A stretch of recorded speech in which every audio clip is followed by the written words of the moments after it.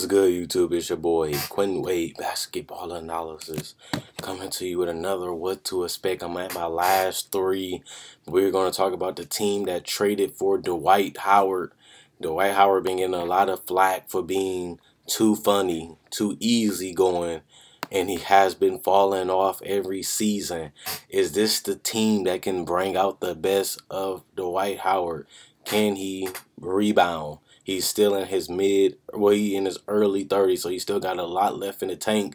He still averaged a double-double. His defense wasn't as great as it used to be, but he's been like that since the Lakers. I am a Dwight Howard fan, and he did have a decent season last year, and a team that he was on still made the playoffs. He's been in the playoffs damn near his whole career, but he hasn't made that many deep runs since he was in Houston when he got to the difficult Western Conference Finals. And he was able to do that in the West, and he got to the NBA Finals in the East. But those days are over because he only got worse. I think Dwight Howard still got a lot left in the tank. You still can count on him to grab you 10 rebounds, a couple offensive rebounds, a couple putbacks, a couple dunks. They really don't post them up at all. One thing that I liked about Stan Van Gundy, was that he let Dwight Howard catch the ball close to the paint. Now every team is posting him up 12 to 15 feet away from the paint, and he doesn't have enough moves, and he declined athletically, so he's not the same player that he was in Orlando. But if you continue to hit him close to the basket, well, he only got to make a one-move dunk or one-move throw off the backboard or just tap it in with right or left shoulder. He can still give you about 16 to 17 to 18 points if you hit him enough. But right now, they have marginalized his role to just being a rim runner and a guy that gets a lot of points out of putbacks and just offensive rebounding and getting to the free throw line a couple times a game. They don't really use him at all, really, in the offense. Atlanta gave him a 3-year deal. We all thought, like, oh, he's on the team, they rebuilding, but they traded him after one season. The value of Dwight Howard has declined, and even though he's still a starting caliber center, we still have to look like, wow, this guy was a top 5, top 3 player in the NBA, and now he's not even 35, 36-year-old, and he hasn't made an all-star game, I think, since his first years in Houston, and that was 4 years ago coming into this season. So injuries has really taken a toll. Kemba Walker was a guy that was an all-star for the first time, making Jordan being the first-round pick from Michael Jordan to actually make an all-star game. But the teams has adjusted and found the ways to play and guard Kemba Walker. He obviously averaged a career high in points with 23.2 points a game and 5 assists a game and a couple rebounds. He had a PR of 21, but his numbers started to decline during the end of the season. Even though he was shooting a higher field goal percentage and he shot 39% from 3, he did show improvement, and he showed that he can lead a team, and he already helped the team get to the playoffs. Even though they missed it last year, Kemba Walker has shown great improvement, and he showed that he's not scared of taking shots in the big moments. He can create his own shot. He's not a pass-first point guard. He's more of a combo scoring guard. I would like him to be more of a 6-man, but since they can't find anything better than Kemba Walker, they paid him money. You only paying him $12 million a year. That's not really that much anyway. And he actually outplayed his contract the last 2 years. To me, I'm not a Kemba Walker fan because he's a low-volume scorer, even though he finally started improving that the last 2 years. But he's 27. You have him on a cheap contract. He became an all-star, even though his numbers started declining in the second year of the second half of the season. You still won 36 games, and the East is going to be weaker this year, and I do have the Hornets making the playoffs. Frank Kaminsky showed a lot of improvement last year, too. After being in a rookie and not getting that many minutes, he was able to average double-digit points, and he only played 26 minutes. He didn't really shoot high from the field. He wasn't really a knockdown three-point shooter, but he showed his ability to be a pace and space guy. He showed the ability to be able to post up and knock down mid-range jumpers, not only mid-range. the three-point shot, which will help with Dwight Howard, since they really don't have a rim protector on this team.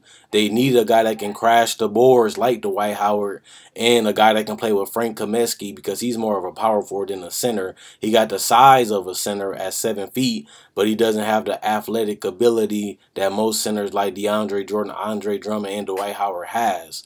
And he can score, but he just don't have the ability to blow past anybody. So he has to take and rely on tough shots consistently just to make it. But they knew that going into the draft.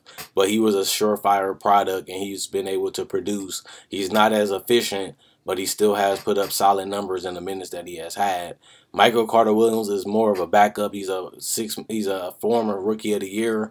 He's a guy that can play the 2 or the 1. He still can't shoot, but he can still do other things like rebound and make the correct passes and get to the paint. He's not a great scorer, but he still is an NBA player at this point, so it is good to have a backup point guard or a guy that can slide in at the 2 every once in a while, and you're only paying him $2 million a year. Nicholas Batum was a guy that Portland gave up on because they didn't have enough talent. They had enough talent, but they couldn't make a deep run, so they ended up letting them go.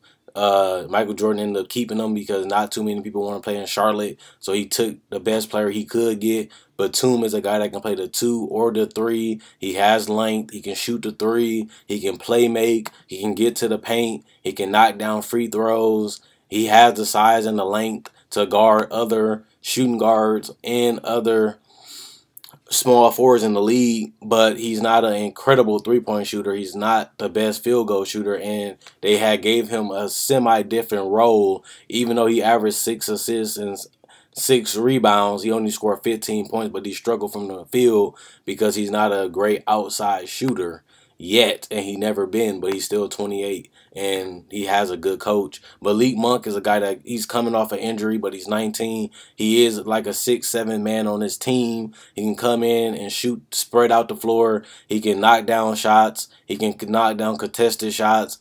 The problem with him is he going to be able to score and get those shots off like he did in college and high school against better athletes and guys that can contest the shots and guys that's just as quick and just as long and lanky. He's undersized at the shooting guard because usually they 6'5" or 6'6", sometimes 6'7", so that's going to be a problem, is scoring over length and stronger, and because he's only 200 pounds, he's going to have to go against stronger and longer and more athletic players at the shooting guard position. He might struggle his first couple years in the NBA because of that, but he has the ability to knock down shots, and he can be just a corner or a spot-up three-point shooter in the league, and he is athletic enough to get some decent shots off, but can he knock them down consistently without the size and the length that he had in college and high school? He had the advantage then, but in the NBA, everybody's going to be bigger and stronger than him. That's Marvin Williams is more of a stretch forward, and he showed that he can play that role well. Cody Zeller is a guy that comes in and give you some high efficient plays and ability to finish around the basket, knock down 15 to 12-foot range shots.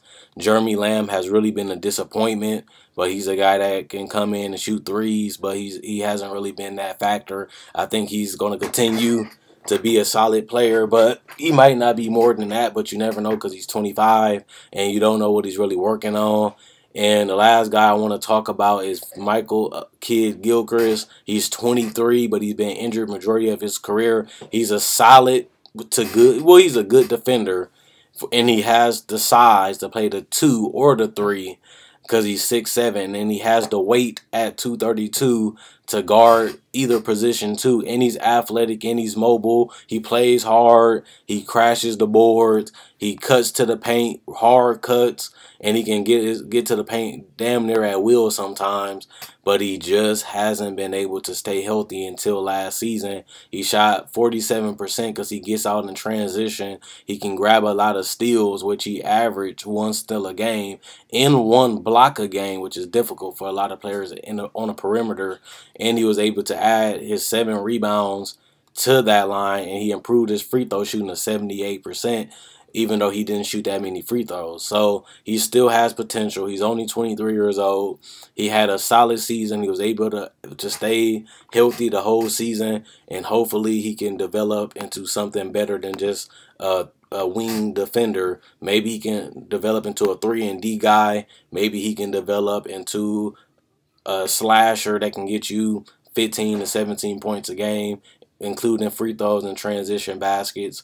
And we don't know what he's going to become, but I like what they're doing with this roster. I see where they're trying to go. The thing about it is, can you build a team around Kemba Walker that can win the championship? Is Nicholas Batum that guy that you need, that glue guy? He put up the rebounds, he put up the assists, he was able to score points, but he wasn't efficient, and he's declining a little bit. Can you really win a championship with Kemba? Can you win a championship with Dwight Howard as your center, as Nick Batum as your shooting guard or small forward? Is Michael Kidd-Gilchrist going to take that next big step in his career? These are questions they're going to have to solve unless they're going to be a mediocre team like Atlanta in the past. They had Joe Johnson, they had Jamal Crawford, they had Jeff T, they had Al Horford, but they had to blow it up because they really wasn't making no progress. They was making the playoffs, but they wasn't winning championships. They wasn't going to the Eastern Conference Finals. This team can be the same. They might be good enough to be a 7th, 8th, or a 6th seed, but they might not be better than that.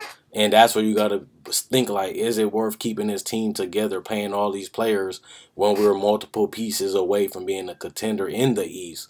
And the longer they do this, the more they're going to have to start realizing it's hard to get people to come to Charlotte. It's hard to keep people into Charlotte. How can we build a winning and championship culture when we're not drafting good and we can't get any free agents and we're taking the players in trades that teams really don't want, and we're trying to build upon that? It's good to stay relevant. It's good to make the playoffs, but the goal is to win the championship. And can they win a championship with this type of method? It's proven not to be true because they've been in and out the playoffs these last couple years. And on top of that, they haven't really made any progress. They haven't went to the Eastern Conference Finals or nothing. So they was able to win the playoff series. Actually, they lost that too. So they haven't even won the playoff series, I don't believe.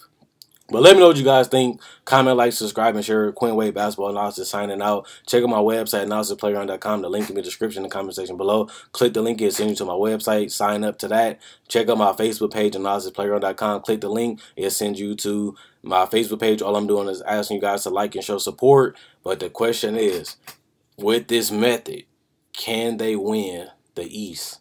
Can they win a championship with those recurring problems? And as long as they can't solve those problems, they might be stuck in mediocrity. Peace.